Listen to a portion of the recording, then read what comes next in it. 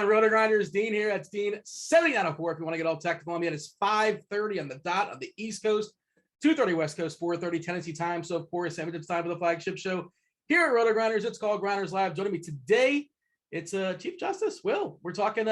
Hey, football was a blast on Sunday. Well, it was great that football back. It didn't go well for your boy. I don't know how it went for you. Monday Night Football. That was nice. That was good times as well. But we're talking. This is a baseball show. Baseball's not over just yet. Contrary to popular belief, we still have 2+ weeks of baseball and then playoffs. Gonna be good times. Yeah, man, for sure. I'm ready to roll. Football, traditional DFS, not good. Football, PrizePicks, very good.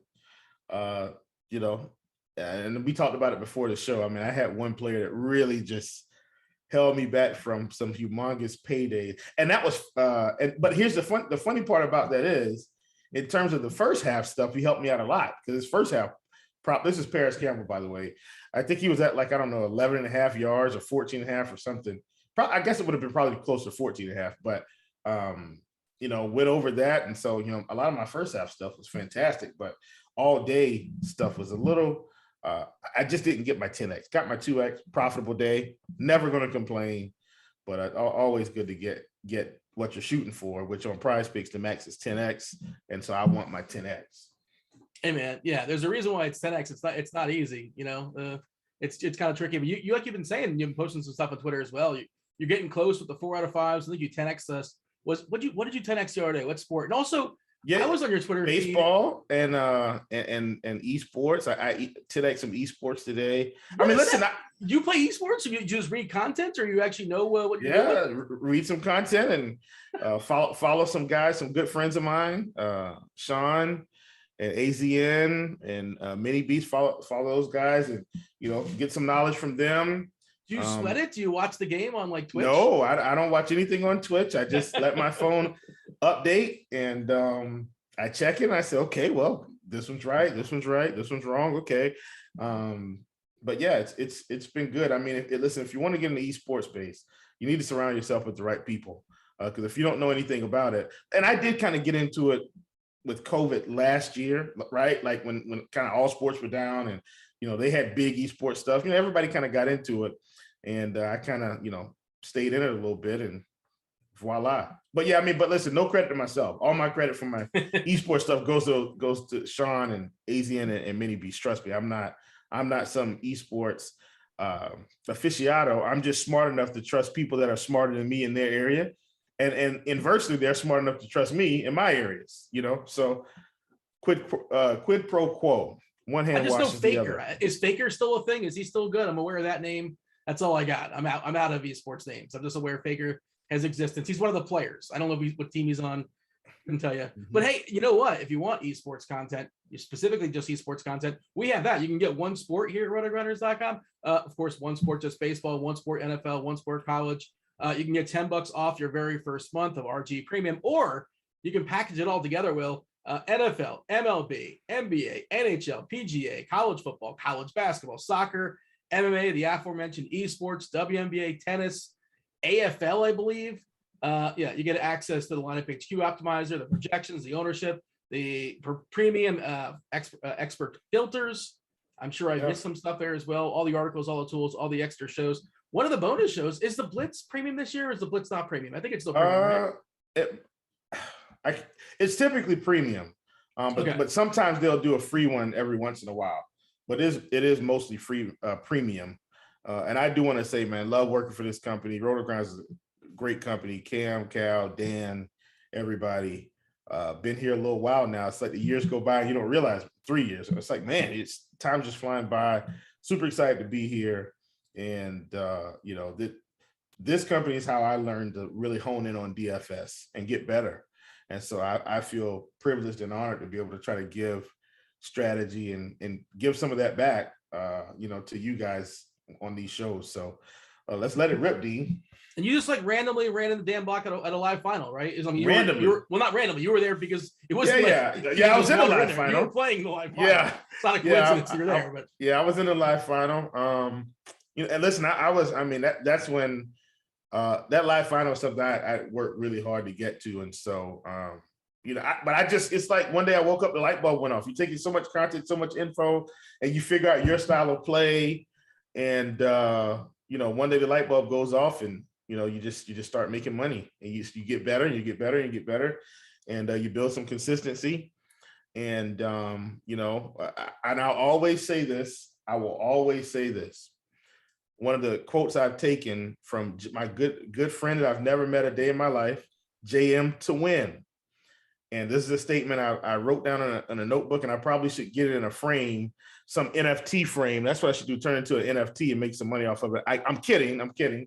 But JM to win said, the best way to be contrarian is to think for yourself. And that also doesn't mean don't take in content. It means through your research process, you're going to find something that nobody else has found, and you have to trust yourself enough to pull the trigger when that happens. So that, I always use that quote. It's one of the quotes I've lived by, and it's helped me be profitable in DFS. Before the chat gets completely restless, let's go ahead and jump into the slate. It's pretty straightforward. It's a 12 gamer, but it kind of sort of feels smaller to me. I'm curious to get your thoughts on that. We'll start with pitcher, of course, the pitching pool. Garrett Cole. It's Garrett Cole's world, and everybody else is kind of sort of there. I know last game he left with a hammy. That they say he's fine. He had a side session. He should be fine. The Yankees, they wouldn't put him out there if they didn't. If they need to win. They also need to win. Toronto's passed them by, and they're getting kind of desperate. Dean, I think that's very important. Even though Cole is going to be the most expensive and highest owned, I think that's important to note if he's healthy. Doesn't this feel like another 110, 112, 15 pitch game? If he's rolling, if you look at not lineup HQ, plate IQ, Baltimore is not some overpowering team. It's strikeouts galore. You got to think if he's at 99 pitches in 6 innings, maybe he comes out for the 7th, or if he's at 99 and 7, maybe he comes back out for the 8th. I think they're going to let him go because they need to win this game. The only way I think he doesn't come out is if maybe he closes them out 6 innings, 88 pitches, and they're up like 10-0. Okay, maybe they say, all right, we'll just go and get the bullpen. Let's pull him back and save him. If it's anything remotely close, I think they're going to let him go. That was the point I was going to make, is the Yankees are their slate. Like, it's whether you're talking about the stack on the Yankee side, 6.45 team total, biggest total on the board, not even close, not even a conversation. Locked in for 9 innings against Alexander Wells and all his friends who aren't very good at throwing baseballs in a great, ballpark to hit baseballs. And Garrett Cole, like, as far as, the K rate, look at K rates in the season, 34.7%. That is awesome. The next closest guy is Lucas Giolito, 28.2%. And he's a guy that's just cruising. They don't want to push him too hard. He's coming back from injury. We saw that, with the White Sox. They're just waiting for the playoffs to start. I can't imagine he goes to, I don't know, maybe he goes 80 pitches, 85 pitches, but he's not a guy that's going to get pushed too far. Montas after that, as far as a strikeout, we'll talk about him. Then like Gonsolin and Barrios and Rasmussen, nothing really kind of sort of pops out there. And, this Baltimore lineup, there are some positive hitting guys in that lineup, but collectively they strike out a pretty good bit this season, 23.6%. Mancini strikes out a good bit. Hayes, Urias, Severino, Gutierrez, lots of Ks in that lineup. And again, the walks are under control as well, 5.5%. You look at the last 30 days as far as Cole, 36% as far as strikeouts, 5.3% as far as walks. He's clearly the best play. DK, much, much, much easier to roster him than it is on FanDuel. FanDuel, you can make it work. I built the lineup before the show with him on FanDuel. Yeah, there's certainly it just feels like he's so much better than everybody else, but baseball and variance and all that. But there is a little bit less variance when it comes to pitchers. The pitcher is a little bit more predictable, despite the fact that what people might think when they're tilting their face off when their pitcher's not doing very well. But yeah, I'm prioritizing Cole a good bit. On FanDuel, I'm definitely gonna have some different iterations. I have a bunch of like 9 tickets to that slam tonight that I won. Okay. Yeah, Okay. so I'm just not going to go all in Cole. I got to get some different builds, obviously, but Yeah. I imagine I'll have them on like 4 or 5 or something like that. Stepping away, who else is kind of sort of somewhat interesting for you because the pool gets rough pretty quickly.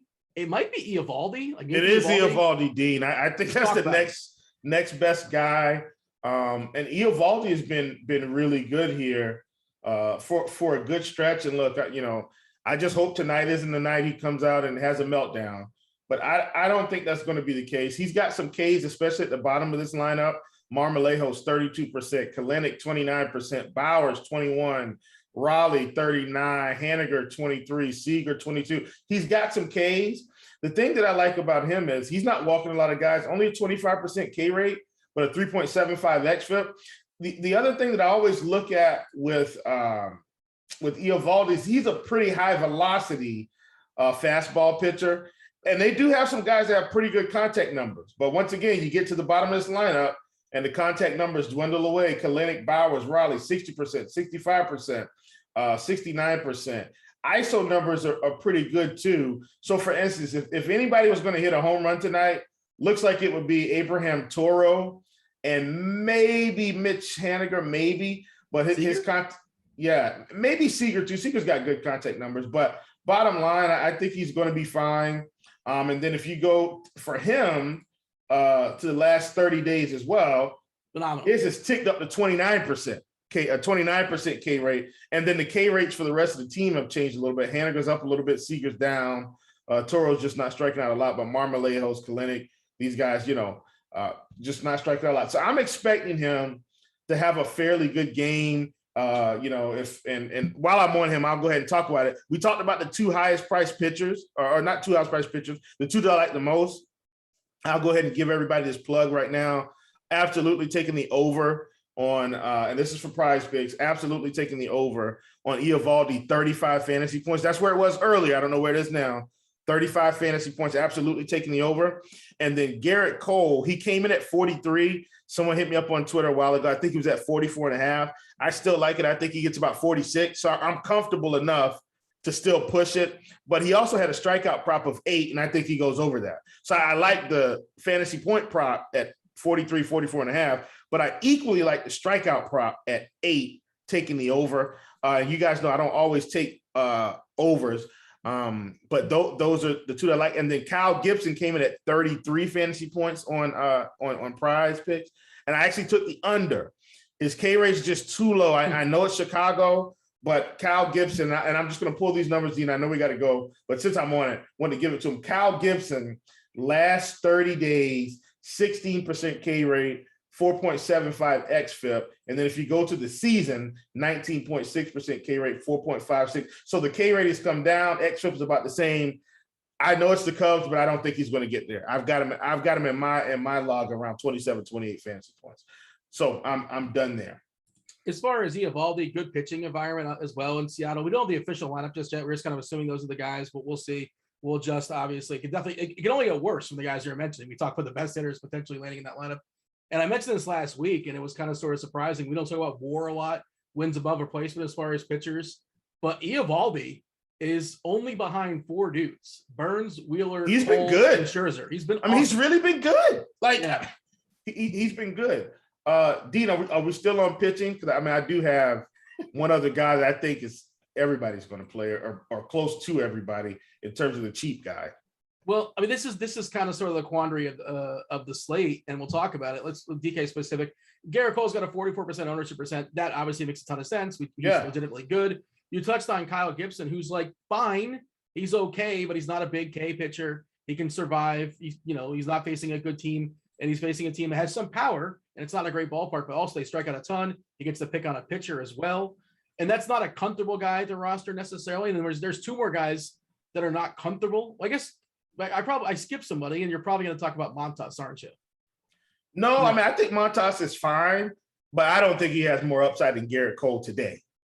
That's the only reason why I think I can't get both of those guys and feel comfortable with my complete lineup. I'm only going to, I'd be playing, just bottom of the barrel guys, which I do like the Cubs today, but I don't want to, I'm not going all in on the Cubs. I like another team better. I think Barrios has some value, but he's 9,800. I still rather play Eovaldi. For me, I think the guy, and I'm not trying to skip over these guys, Dean, but I think a lot of people are going to Eric Fetty against Miami at 6,900. I think that's the guy. If you're trying to maybe get a little bit more salary relief to get in some bats, I think that's where everybody's going. Well, that's kind of what I was getting at, is that game on both sides, two pitchers that we're very uncomfortable with facing two offenses we like to pick on in an environment that's not great for pitching. But again, the hitters are not particularly great at swinging the piece of lumber. So yeah, Fetty's probably be a slightly more popular. This Marlins lineup, we know how much they strike out these days. You pull up the plate IQ, it's all red. Red is bad. Well, it's good from the pitching perspective.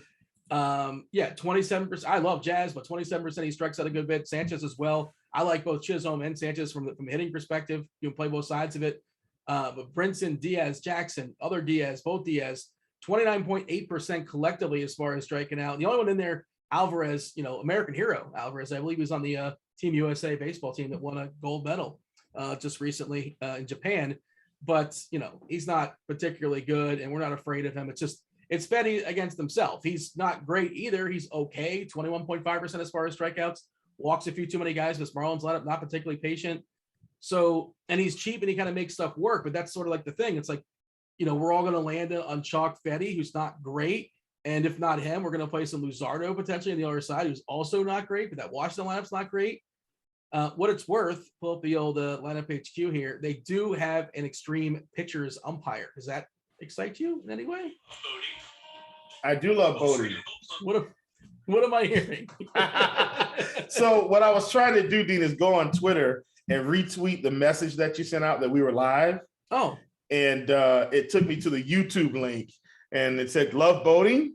And so I had to get out of that. But I don't love Bodie. Yeah. I'm sure it's fabulous for some people, but go ahead. Yeah. I mean, look, I think Fetty's in play, and I'm not just going off of this, performance he had the last time against this team.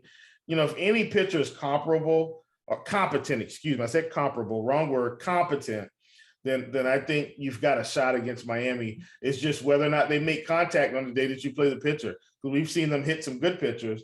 And then so I think Fetty's going to be fine. I'm not playing Luzardo at all. I can tell you that right now. And then what I also want to do, last 30 days, right? Fetty's K rate is up to 24.6%. XFIP is at 4.29. And these K rates on Miami, 27, 24, 31, 35, 62, 25. These are high. So Fetty essentially should be able to get to 20 fantasy points today. At 6,900, I'd take that every day. If you told me I could get a pitcher at 6,900, he gets 20 fantasy points every day, I would take it and lock it in, and I'd never let it go. Your cash game build on DK is 2 of Garrett Cole, Kyle Gibson, Eric Fetty, and if you have the money, I'm trying to get Eovaldi. I'll see if I can make that work, but that's kind of sort of where I'm at as far as my favorite cash game pitchers. Hey, I neglected the chat. Do subscribe, turn on notifications. What up, chat? Eli is producing today. First show with Eli. Say hello to Eli in the chat. And write your questions for us for later on. He's going to be pulling them. And let's try to make him a little bit easier, just in case. Well, listen, I got some incentive. Don't give Eli a hard time. Eli controls all the paraphernalia that we get. So if you want a comfy T-shirt, don't give him a hard time. You won't get it. Well, wait a second. We talked about this pre-show. He no longer is doing that, I believe. Oh no, I thought it was just Eli. Eli, you're not over. Man, yeah. Eli. That sucks. So it's somebody else's job. If you don't get your T-shirt in like 3 or 4 weeks or 5 weeks, name somebody else. Eli's going to point in another direction. It's not man, yeah. Ask us your questions regarding the slate, what we didn't talk about, what you want us to elaborate on, what stacks we like, and just throw out some teams for us to talk about from a stack perspective. We're happy to do that, and of course, give details. Is it for a single entry contest? Is it for a large field contest? Is it for cash? Is it for tournaments, GPP? Is it for FanDuel, DraftKings, all that good stuff? The more details, the better. We do appreciate that. And also like, subscribe. Crunch Time is following us. It's following us for premium members. That will be Chief Meteorologist Kevin Roth, Cheese is Good Dave Potts, as well as STL Cards. You were about to say something. Yeah, don't remember. Oh no, I know what I was going to say. So this is a little peek behind the curtain. I thought we were talking about a Bud Light or a Miller Light or something, and I thought someone was responsible for ordering the booze for the office, and I thought Eli was saying, "Oh, I don't do that anymore," but he was talking about the shirts. So my bad. I don't know how I got caught up in. I think that's all the same job. That's all under the same umbrella, like the same person that would order beverages. I'm pretty sure. Yeah, cool. We're good. We're good. Well, Eli's the man. Good dude. Also a very talented musician. You know what? Fun fact: Eli is the world's fastest clapper. Wow. Another fun fact. Like there's a video of him on YouTube. He was on some Italian show I saw a clip of. Yeah. I don't know if he's big in America. He's big. He's huge in Japan probably. Okay. I wish you could jump in and tell us. So next RG party, we got to get a band together because I don't know if you know, Dean, but I play drums and keys. Dave Potts plays guitar. Yeah. If I'm not mistaken, Jamino plays. But he's a guitar. There's a picture of him with like an afro, like from like when he was like we might be able to put a little band together in Nashville and go raid one of these stages and put on a little RG show. Who knows? I can play a mean triangle if you need a guy. If you need a triangle guy, I can shake a maraca pretty good. I don't know if you're a maraca guy, but I'm available. Oh, Eli also he plays the classical music too. All right. The rest of the site, other starting pitchers that kind of sort of sum up that are worth talking about. And Stroman, he's great at real life pitching, but like he's not great at fantasy pitching, right? I don't want to play him against St. Louis. I don't feel good about it because their K rates aren't extremely high. I mean, he's got maybe a couple of guys he can get. Extreme ground ball guy, which is good for us, but he doesn't have more upside than Eovaldi in this spot. So he's off my list. By the way, I've been corrected in the chat. Apparently, USA won the silver medal in Japan. I was not aware. I thought they won for some reason. Still an American hero. Like either you're gold or you're not a hero at all. Like good for silver's still pretty solid. It's on the board. You got in the podium. That's all that matters. He got the 20K. He got the 100K instead of the million. Or you got 4 out of 5 on PrizePicks, which is still there you go. Now we're talking. Now you're talking my language, Dean. Before we move on from pitchers, the chat's asking about the ownership stuff, and let's see, just anything that's worth kind of focusing on. I'm on DK right now, and this stuff changes obviously the closer we get to lock. But right now, like 45% on Cole, fully justifiable. Gibson at 28, Eovaldi at 26. I'm shocked Gibson has that much ownership when Eric Fetty is 6,900. But I understand it. They're both essentially good matchups. Giolito at 17. They're asking full price, and it's a good matchup against the Angels. They're pretty terrible. I just don't know how many pitches is Giolito going to throw. Is kind of my concern. Yeah. Well, I'm curious what Cardi has projected for. I would absolutely play Montas over Giolito in this spot. Same. Yeah. I it's not close. What about your boy Toussaint? It's a good matchup for Tukey, but Colorado dreadful on the road, well positioned for a W. He can stick around for 5 innings, but he can't stick around for 5 innings. Yeah, I don't know if he's going to be there. I mean, and I'm saying this genuinely. Maybe he goes 4 innings. 5 is, I think, his max. I do think 5 is his max. So I can't get behind Tukey today. We got Greinke at 10%, and Greinke's like Stroman, but worse. He's a worse real life pitcher, and the strikeout rate is worse, and it's not a great price. He probably should get the W or well positioned, more so than many other players. I don't think there's much else to discuss. Okay, so Jackson Coer, I believe it's Coer. The 5K guy. Yeah, he's kind of sort of someone interesting, and he shows flashes. He's really, really solid in the minor league, legit prospect. He can strike some people out. It's a good ballpark to subdue homers. Oakland's used to that as far as hitting homers in bad ballparks, but I'm okay scraping the barrel on him. Barrios, we have a 3%, and Tampa Bay is one of those all or nothing offenses where they can bang some homers and they can strike out plenty. So I think that he's in the bucket. He's got to be in the pool. If you're running 150, I'm good with Barrios in that pool. If I'm running like a single entry, he probably doesn't get there. Is there anything else you want to say as far as pitchers? I will say this: Barrios last 30 days, 29.7% K rate, 3.16 xFIP. A couple strikeouts in the lineup. Over the season, he's at 26%, 3.82. So he's basically had a uptick in strikeouts the past 30 days, and that could be matchup dependent. I always go back and look at that just to make sure. But I think he's fine. But his matchup is not better than Garrett Cole. I just spend the extra, what, $800? No, more than that. The extra $1,100 and get the Cole today. Like I would. According to the bat, currently projected pitch count for Giolito is 83 pitches. Yeah. Yeah. I think that's probably about right. Maybe even 75, depending on what's happening. Do you want to pay full price for, 80, only 80% output? Like, I don't want to do that. Nope. Don't want to do it. Nope. Yeah. Don't like that. Nope. Don't like that, Jeff. Summarize the pitching. We're going to talk stacks in a second. Yeah, I think on DK, you absolutely lock in Garrett Cole. And I'm not saying that to be funny. If I was playing 150 lineups, I'd have the lock button on Garrett Cole. I'm literally telling you I'd have him in all 150. That's my way of playing when a guy's got this type of matchup. He goes out and gets 38-40 tonight, and he's in every one. You're giving yourself a shot. I think the next best pitcher in terms of overall matchup for me, I think it's Eovaldi, then probably Montas, Barrios after that. And then if I'm going all the way down, I'm not playing Cal. So Kyle Gibson is my fade of the day, right? At 28%, whatever he is, I would just hit the X button. I don't think he's going to get there. So that's where I would be. And then my value guy would absolutely be Eric Fetty from Washington on DK.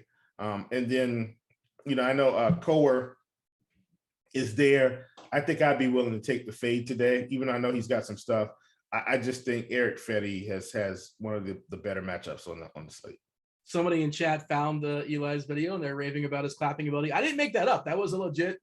Sounds like made up. That's a legit thing. World's fastest clapper there, Eli. All right, let's talk about some stacks. Please, let's do. We got to have the Yankee conversation, right? We kind of hinted at the top, like the biggest team total on the board, not even close, not even a conversation. You would take the field against the Yankees. Like, give me 23 teams or give me the Yankees. Of course, give me the field. I'm not telling you which team's going to beat them, but some team's going to beat them, right? That's just how math and baseball works. But probability wise, they're the team most likely to get there, but they're still not likely to get there as far as, relative to the field. So talk to me about the Yankees, how much you're prioritizing them. Are you all in, you all out, somewhere in the middle? I'm not really prioritizing the Yankees that much. If I get there, I get there.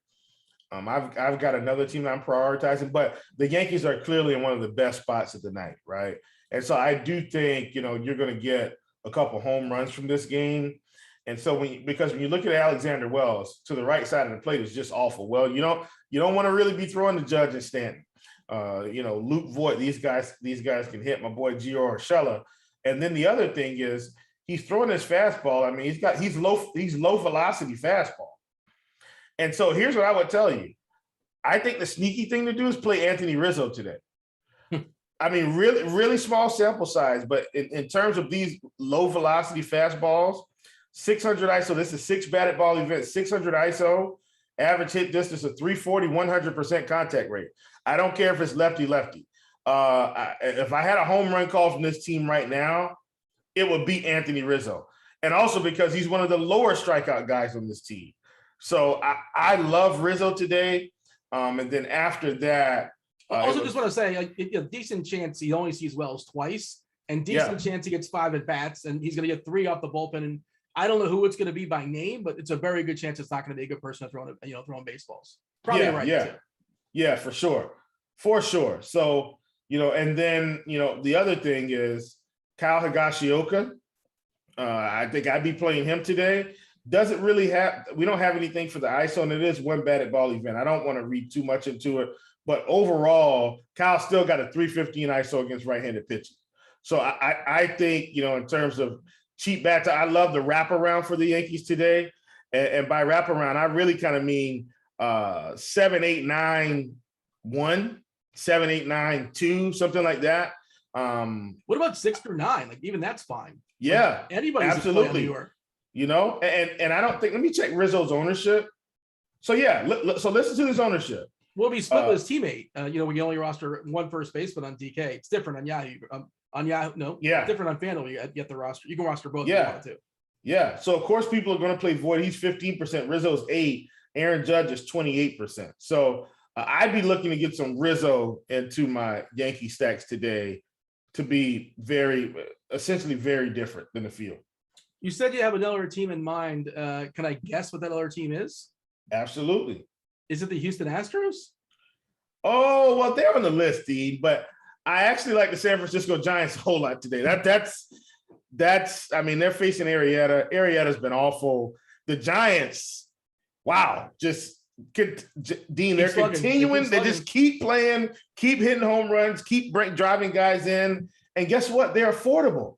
I want to play Garrett Cole today. I can get Tommy LaStella for $2,900, Brandon Belt $4,400, Lamont Wade $3,600, Brandon Crawford $4,900, Yaz $3,900. I mean, Brandon Crawford $49,000, Yaz $39,000, Steven Duggar $2,400. This stack against Jake Arrieta feels like money to me.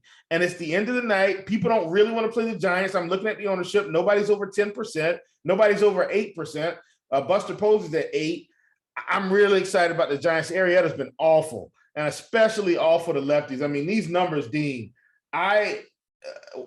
if they were playing early at 7:00, I think the ownership would be through the roof. Let me just add this note.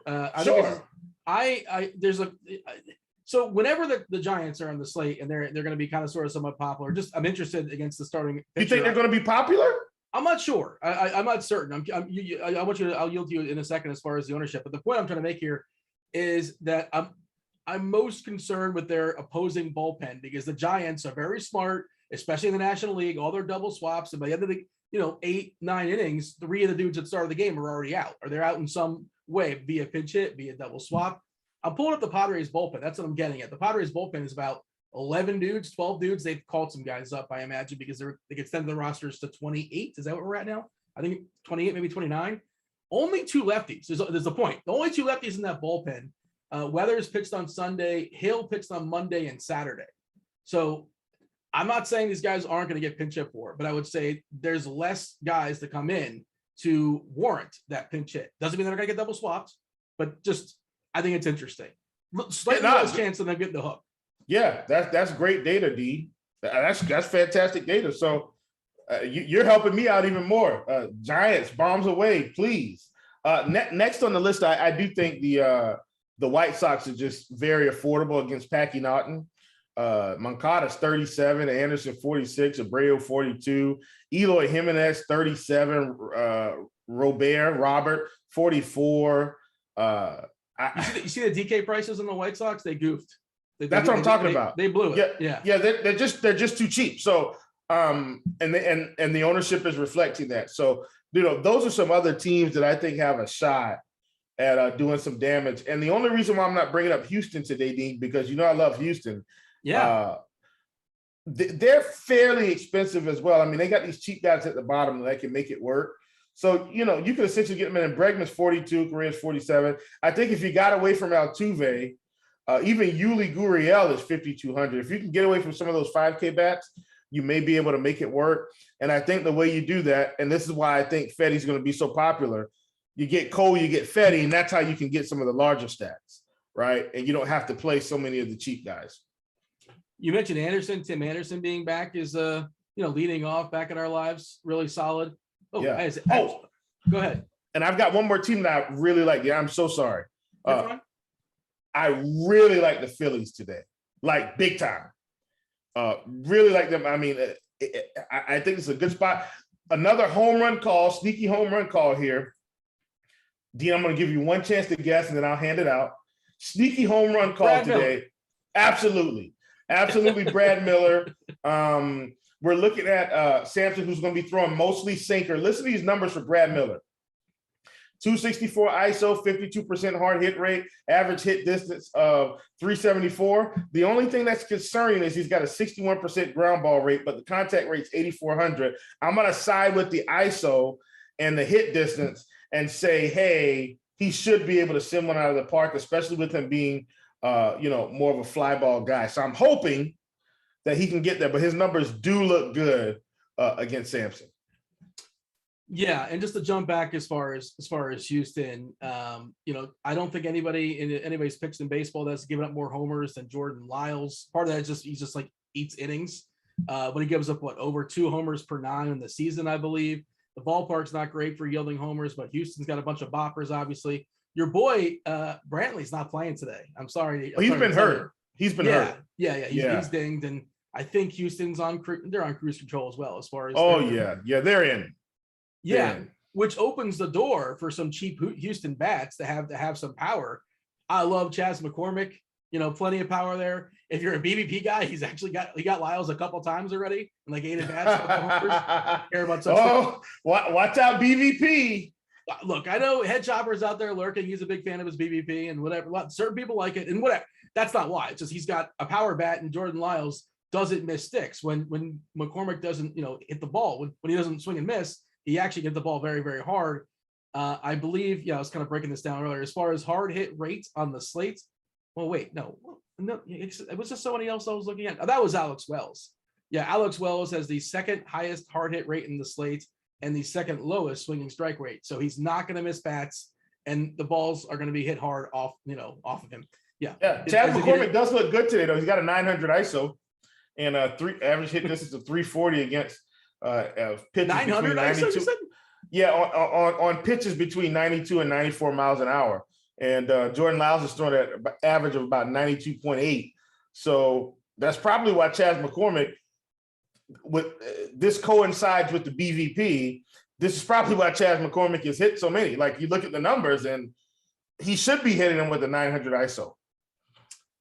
This guy banged out a couple homers yesterday for Houston. He's probably taking the place. I think he is taking the place of Brantley. Jose Siri hit a couple homers yesterday. He stole minimum on Yahoo at $7, $2, $2K on FanDuel, $2K on DK. Like, these are the kind of guys that are going to make my double barrel pitchers work.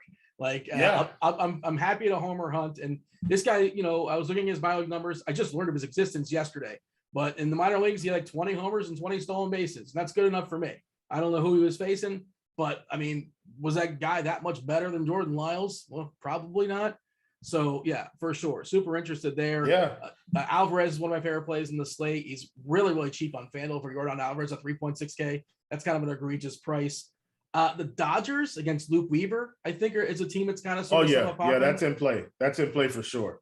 And that's another one of those, like you referenced it before, the West Coast. If you're on the West Coast, you know, you're less likely to get ownership. They just don't play it. Deep. It's amazing how the late games just get overlooked.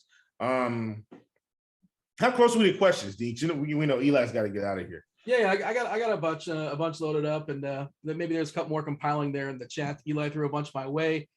Let's see. Let's just play. We can play the stack game or the White Sox stacks on DK. Yeah. So. Oh yeah. But that's the thing, is like everybody else sees the same deal. But you know, how do you get different? Because the White Sox prices are so. Moncada's like 3.7K. Robert is 4.4K. Anderson back at 4.6. Abreu at 4.2. Grandal's kind of sort of somewhat pricey for a catcher at 5.1, but they're cheap, and they're facing Packy Naughton, which you know, just an amazing name, but not. And it is all season. It's a bullpen game. It's not just for the Yankees. Yeah. It's not like Naughton's going to go terribly deep. But yeah, what are your thoughts as far as the White Sox? What number would you put on it? As a primary stack? And 5, because the prices, they're too cheap. I think you got to give them a 5 in this spot because of the prices. Secondary, I think I'd also give them a 5 because they got enough run backs in spots that these guys are cheap, man. So I like them. All right. Some more questions to kind of sort of somewhat knock out. Oh, the cash overview on DK. I can do this. Please, Dean, please. Sometimes. Go ahead and feel free to think of something interesting that we'll get to in a minute or so. I'll try to fly through this as fast as possible. I kind of referenced it before as far as the pitchers. Cole for sure. I think the other one is either Gibson or Fetty, and potentially, if you can find the salary, Eovaldi. I'm going to try to find the salary Eovaldi. The bots, the optimizers are going to tell you to settle on Gibson. I'm probably not going to do that. As far as the catchers, Higashioka, personal caddy there for Garrett Cole. It's all the Yankees, right? You're probably going to have 5 Yankees in cash, so 4 or 5 Yankees in cash. If not, Luke Voigt is certainly interesting as my cash game first baseman. If you want Rizzo, by all means, go for it. But I'm perfectly fine stopping at Voit. You mentioned Miller. Miller, nice play on FanDuel as well too. I think he's like 2.5 or 2.6 over there. And Diaz for the Marlins. The Marlins are kind of sort of one of those cheap teams that I like. I talked about liking Jazz. I talked about liking Sanchez. I think Diaz, I think he's 2K. Yeah, he's 2K on DK. If you just want to flat out punt first, there is an opportunity cost, but I'm okay with that if you need it.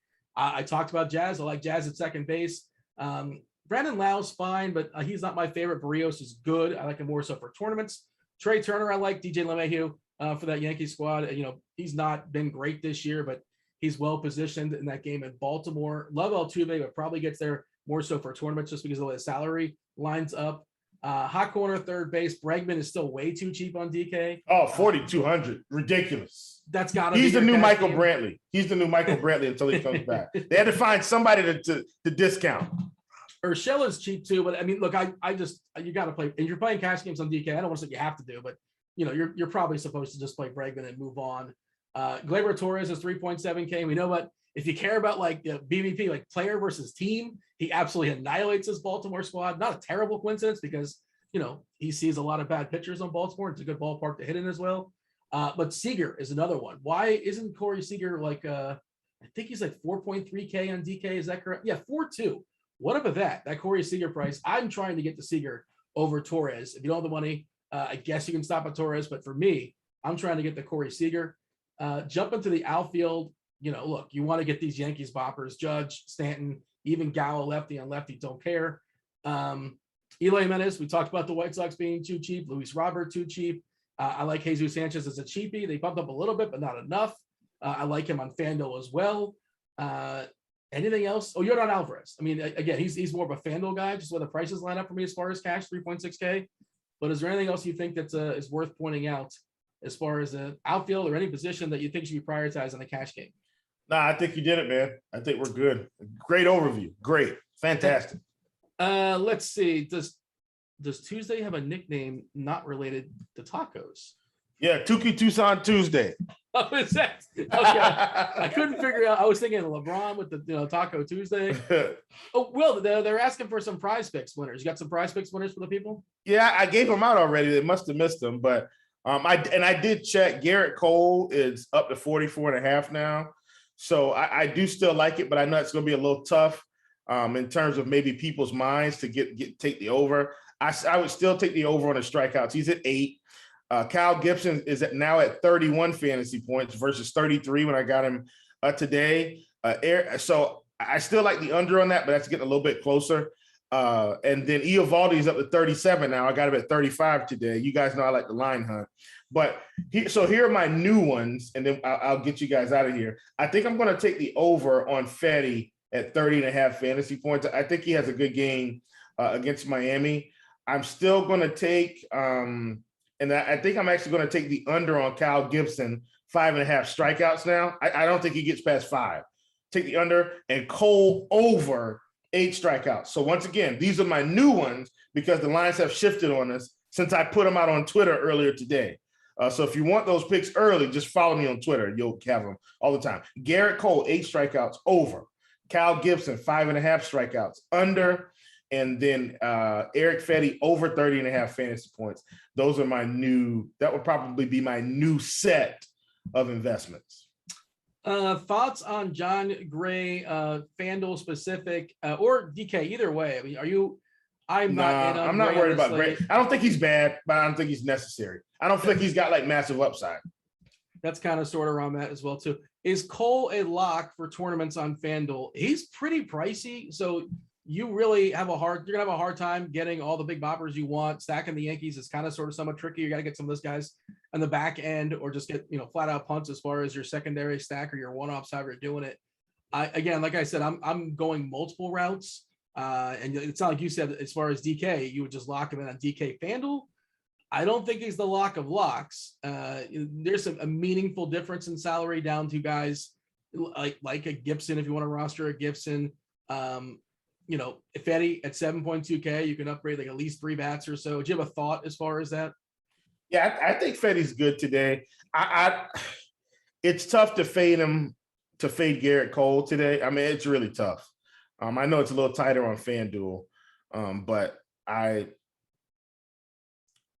I think if you're playing Fetty, you're trying to play all the big teams, Houston, the Dodgers, like that. I think that's the only way you do it. And that's what everybody else is doing, though. That's the thing. It's like you're all kind of boxed in on the same build. Like, well, I'm playing him so I can play his guys, and well, everybody else who has Fetty, they're all their lineups look the same. Well, and so here's what I would do instead of stacking: take the home run guys, right? Play Bryce Harper today. Play, I've talked about Rizzo. I'm telling you, the numbers look good. Play Rizzo. Play Stanton. Play the guys that you think are going to hit home runs. And you can so you can maybe take 2-man stacks of, 2-2-1-1-1 or 3-2-1-1, something like that. And that will absolutely get you different, because even in some of these tournaments, most people are still trying to double stack. DK, they want to go 5-3, FanDuel, they want to go 4-4. And, a lot of times you're so different when you just go 4-3-1, right? 1 off that you think is going to have a monster day, a stack, a mini stack. And then you look at the end of the night, you're like, oh, I'm getting close. So I'll go 3-3-2. I'll go 3-3-1. Oh, love it, Dean. I don't care. Yeah. Toronto is kind of sort of a sneaky stack. They're playing like these games matter. They put up 44 runs in 2 days. Well, they had a doubleheader, but let's bury that part. They actually put up 44 runs over the weekend, whatever it was. Completely insane. And they're mostly, Rasmussen, pretty solid pitcher, pretty good bullpen in Tampa, but the sticks are pretty good too. What are your thoughts as far as Toronto? They kind of lost in the slate. Yeah, I mean, they're really expensive on DK, but once again, the bottom of this lineup, Dickerson, Gurriel, Valera, Reese McGuire, even Teoscar's at 47. I think if you want us to attack the Blue Jays, do not fade Lourdes Gurriel right now. Take Corey Dickerson and then kind of figure out, okay, who are the 2 guys I want to play? Is it Simeon? Is it Bichette? Is it Vlad? Is it Springer? And kind of go from there. But I don't think I'd fade Dickerson and Gurriel. And then if you need a cheap catcher, you're just getting Reese McGuire. And so now you've got a 6-7-9. And so if I'm running 6-7-9, I'd probably either run Springer or Bo Bichette. I would say Jackson Kowar is kind of sort of an interesting pivot. They're asking about some pivots away from the chalk on FanDuel. Just go all the way down. If you're not taking Fetty, if you're not taking Luzardo, I don't think it's completely nuts. Just have fun with all the bats. What do you? And the Mets are still sneaky too, and they're still affordable. Michael Conforto, 3,400. He's going to be 15% owned, but Lindor is only 4%, and he just had a 3-home run game. We're projecting Cole at 20% on FanDuel for what it's worth. Cole at 20, Gibson at 19, like Montas at 7 is pretty interesting. Barrios at 1%, if that's even anywhere close to accurate. I mean, it's not a great matchup, but he can rack up some strikeouts, and that lineup will strike out. I'm going to make a Barrios lineup on FanDuel. That is for sure happening.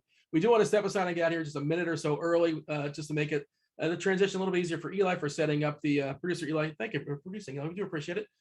Hit the like button, subscribe, turn on notifications. Tomorrow night, we're talking more baseball. I'm talking football with Rich Rebar, Lord Reeves, and John Daigle. It's going to be awesome. I'm already looking forward to week 2. Before we get out of here, though, give me your favorites homers. Who's going to bang one out?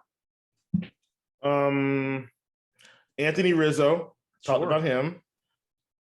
Brad Miller, talked about him. I'm just going to stick with those 2. Those are 2 I really like today. You just want 2? That's it? You're out? Okay. Now, I like Bryce Harper. Like Kyle Higashioka. Let's see. I'm just trying to think about guys that I identify. Oh, and then our good friend Chaz McCormick against Jordan Lyles. That was going to be mine. I'll take Jazz Chisholm. I'll take his teammate Jesus Sanchez. I like the Marlins as kind of a mini stack to make stuff work. I feel like I should pick one of these Yankees. I'll take Voit. You took Rizzo. I'll take Voit. So one of the Yankee first base, we're going to bang one out, and one of these Astros at least are going to homer. I know the obvious one is Alvarez. I'll take Jose Siri to do it again. He's going to bang another one out. Sure, why not? That's it. That's the show. Do appreciate you guys watching. That was baseball. That was Will. That was not Devin. That was Eli. Appreciate it again. Do hit the like button, subscribe, turn on notifications, all sorts of content throughout the week. All right, we're out of here. Holler.